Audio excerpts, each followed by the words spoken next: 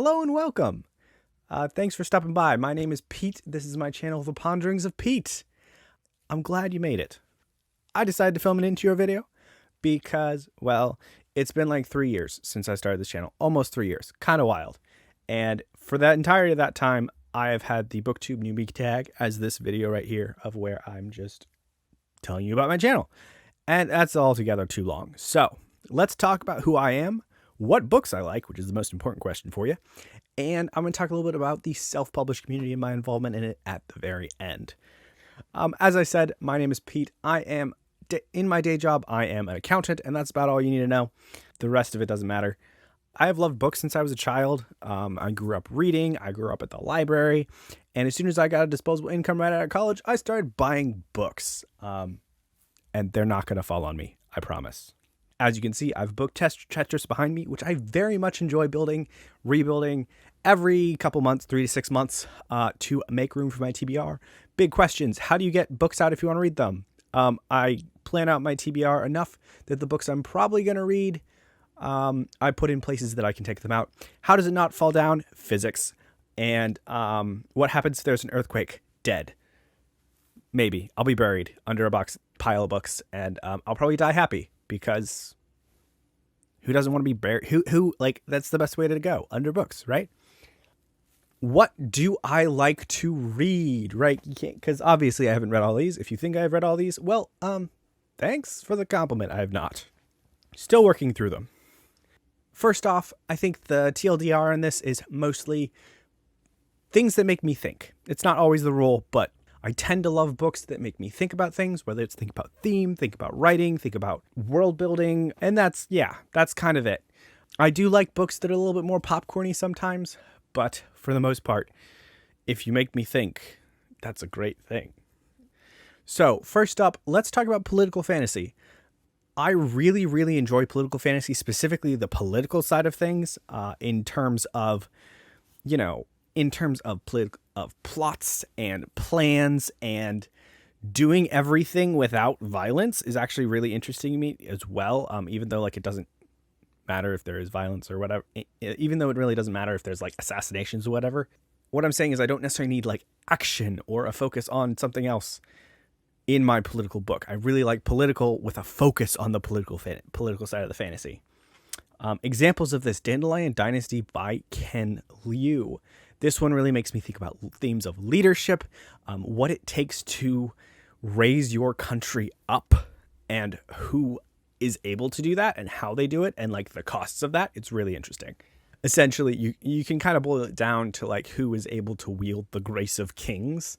It is the number 1 favorite all-time series for me right now. It's amazing. Everybody should read it. It's for thick chunkers. But that's another thing, is I'm usually not intimidated by chunkers. I love chunkers, as you will be able to see. The second one that I'll say here is LPQ by Daniel Abraham, Long Price Quartet itself. The opposite of Dandelion Dynasty in that it is not a chunker. It comes in around 1,200 pages for all 4 books. Emphasis. This series has some really amazing, really efficient writing. Daniel Abraham really melds character and plot really well together, to the point that you're like, is this a character book or is it a plot-driven book? And both of these things are amazing. One of the things that Abraham does is really getting you in the mindset of these characters, these leaders, these people, or showing you them, and you might get frustrated with their decisions, but their decisions are also very human and flawed in the exact right way. They're not necessarily, they might be unreasonable, but they're reasonable in the context of who that person is, right? So you have there's one character in the first book who is a teenage girl in a very, very stressful position, and she makes some distinct decisions that you're like, I know that was a bad decision. Right? She says some things you're like, oh my gosh, why did you say that? But if you really when you get down to it, what she said was understandable because of who she was. It was really understandable because of her ambitions, because of her hopes and dreams for life, and just where she was in life. And then the very last one is a more recent read, and that is the Risen Kingdom series by Curtis Craddock. Currently, I've read the first 2 books, and they've been fantastic. right? This really delves into the mystery side of political fantasy, with political mysteries being central to both of the plots of these first two books, and the intricacies of them, the character relationships in them, the magic system kind of blending all in with this political dynamic is really, really well written. So if you like political fantasy, definitely check these 3 series out.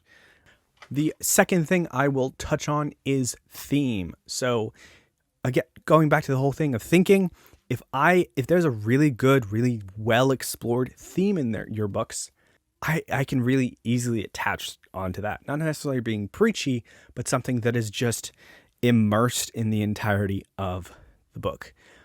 Dandelion Dynasty and LPQ definitely fit this, but I've already talked about them.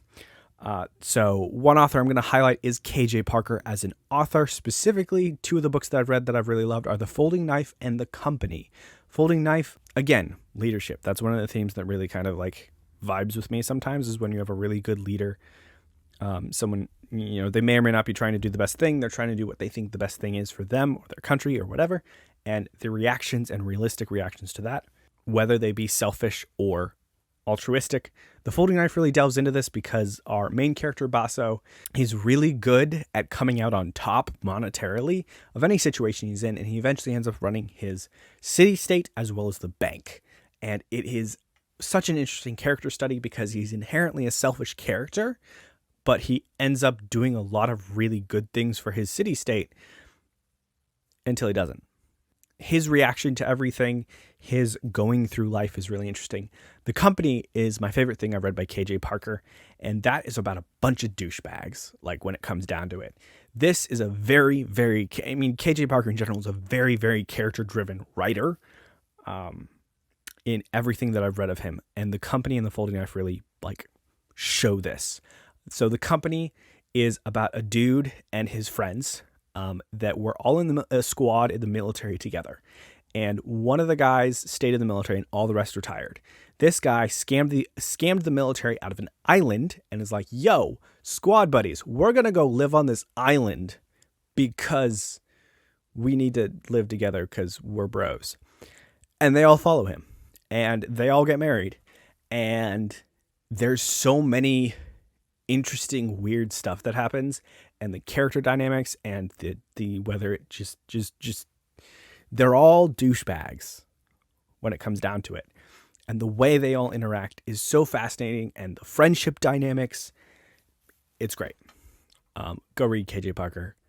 But for all intents and purposes, it's so character focused that I think a lot of people will consider it very slow. So, caveat on that. The next author I will talk about is Robin HOBB, specifically in her overarching Realm of the Elderling series. I have not finished with this yet. I am in the middle of the Rainwilds Quartet, which is very interesting to me. Not as bad as everybody says, in my opinion. But this is another person who she is so good at writing her themes, her characters, and just everything rising out of that.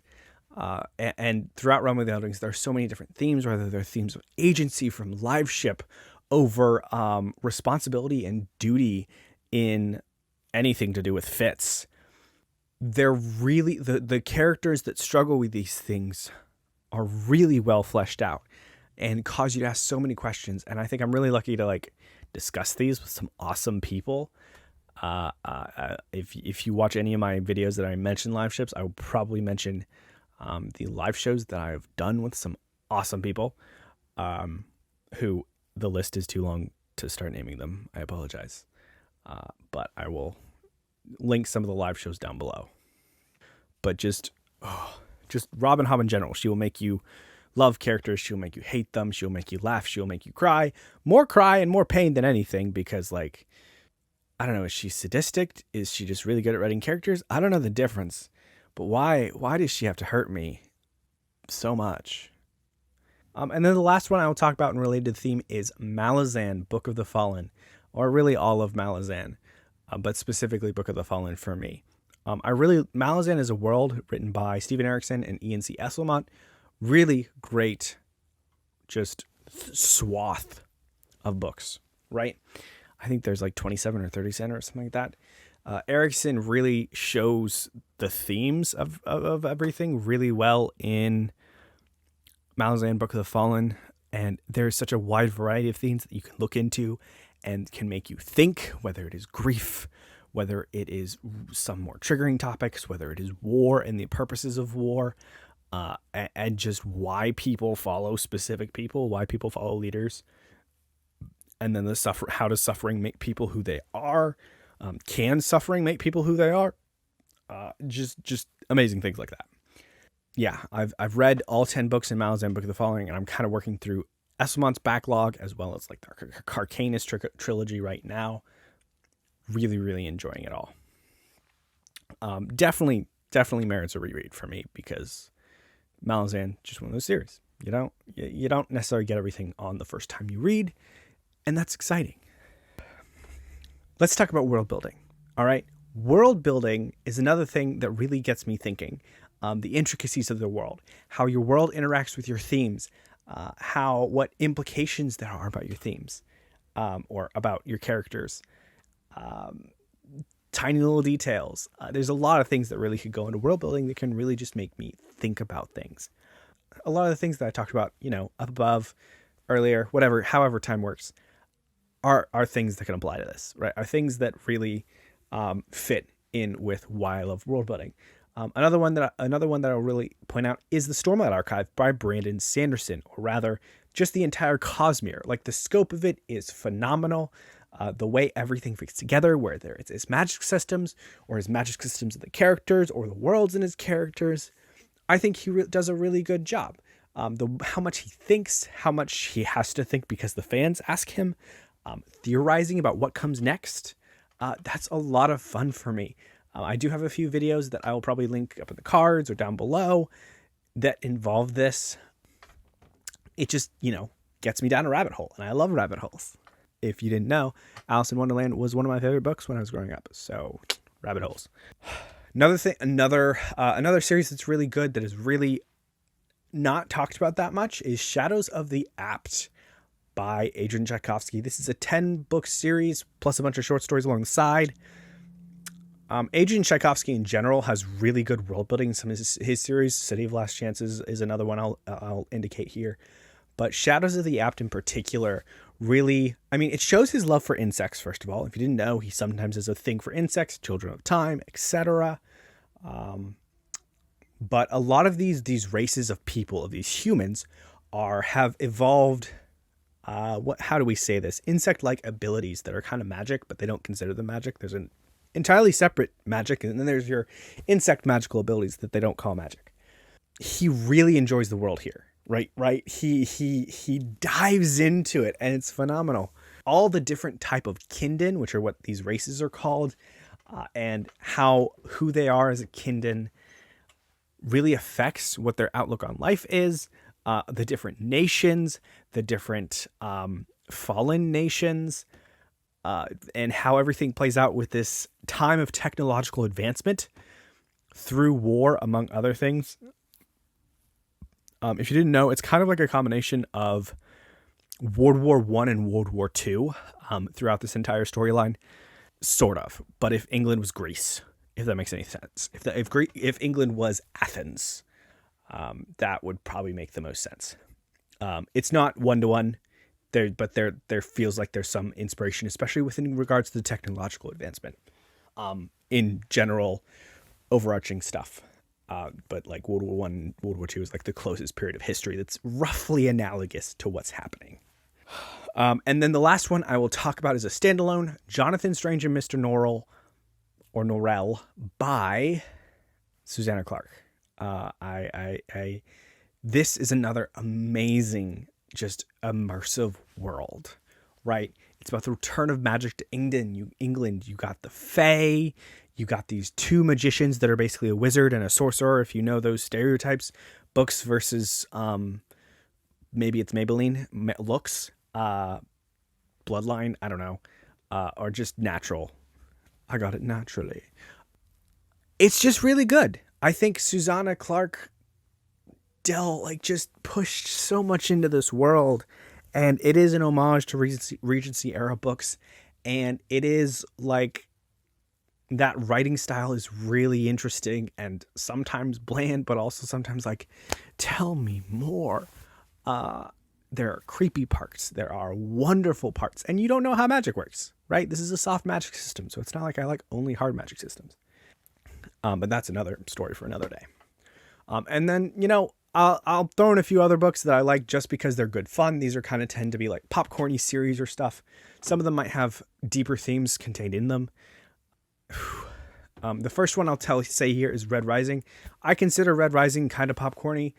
There's like some really, really interesting moments, like some anime-esque moments. There's like some just really interesting speeches. It's kind of corny. There are some times when you could argue, like especially in that first book, where it's kind of corny, kind of edgy, kind of weird. But overall, I do really love Pierce Brown's writing in here. I love just, setting back and just enjoying the ride with this book. Another set of like series or whatever you might notice behind me. I don't know if you can see many of them, but the Star Wars series, Star Wars books in general. I have a lot of them. I'm trying to get through some of them. Star Wars has been, I've read some of these Star Wars when I was, young in the library, and I'm trying to get through more of them, and I'm trying to kind of enjoy just what it is. The writing in them isn't always great, especially some of the older ones that were written in the 90s, and you can tell they were written in the 90s because there's some weird stuff. There's just like some weird writing choices in them. But I still really enjoy them, especially like the older canon stuff, the stuff but pre-Disney. Even though there's some really decent stuff in the new Disney canon as well. And then finally, I got to shout out Fred, the Vampire Accountant by Drew Hayes. This series is really good. If you're an accountant, please read this series. It's great. If you're not an accountant, the jokes will still fly. They're not like high-level accountant books. Like, he's not making jokes about like deferred tax assets, all right? Like, that's not it. But they're still really funny jokes that I think everybody can really understand, to be honest. It's about this guy named Fred. He's an accountant. He gets bitten by a vampire, and he's like, that's not like the movies. I was lied to. I'm just going to make my own para-human tax agency. Not the IRS, but like a tax firm, accounting firm. I don't know, words. It's really funny, basically. Drew Hayes does an excellent job. Let's talk about the self-published community. I'd like to say I do enjoy self-published books. I do read them. They're great. Self-published books like Fred the Vampire Accountant, among other things, really just because of their uniqueness, they really stick with me longer sometimes. They're great ways to find more unique stories than you might find in traditional publishing sometimes, because the ideas aren't necessarily always pushed through a cookie cutter, which is what traditional publishing can be a lot of the times, unless you just have a really large weight to fling around because you're a successful author. And there are exceptions to this rule and everything, but again, self-publishing is really the way to go if you want something that is new and fresh, in my personal opinion. I am a part of SPIFBO. I am on Bookborn's team, one of her sub-judges or whatever you want to call us, where I've done this for SPIFBO 8, and I'm part of SPIFBO 9 currently, where, I'm reading 6 books and then recommending a semifinalist to Bookborn. And hopefully this year I'll have some time, next year actually, time on my TBR to read more of the finalists this time around. That being said, if you are like a self-published author watching this, I will say I typically don't accept ARCs, right? I really haven't vocalized this anywhere. I felt like this was the place to do it. I don't do ARCs. I don't have a NetGalley account because that would overwhelm me constantly, because I'd probably be one of those people that request a lot of ARCs. So I just make it a rule unless I have tested the series out ready. If I've tested the series out or something along those lines, I really don't do ARCs, because I think the pressure on me to review it and review it on time, it's mostly the time component, is just too much for me. And fitting it into my TBR, I do tend to schedule my TBR out months and months in advance, even though it does change, and I do have some mood reading that I do. If you think your book really, really fits what everything I put above here, like everything else I said in this video, if you think your book really fits it, go for it. Shoot your shot. I don't mind. But more than likely not, it's probably going to be a no, because I don't feel like I probably will feel like I don't have time in the next few months. That's me. Thanks for watching for this long, watching me ramble about books. Probably a really long intro video. Probably should have been 5 minutes, but I don't care. Thanks so much for watching. Have a great night. Get some rest, because it is super important to get rest. Trust me, I'm talking to myself here. Bye.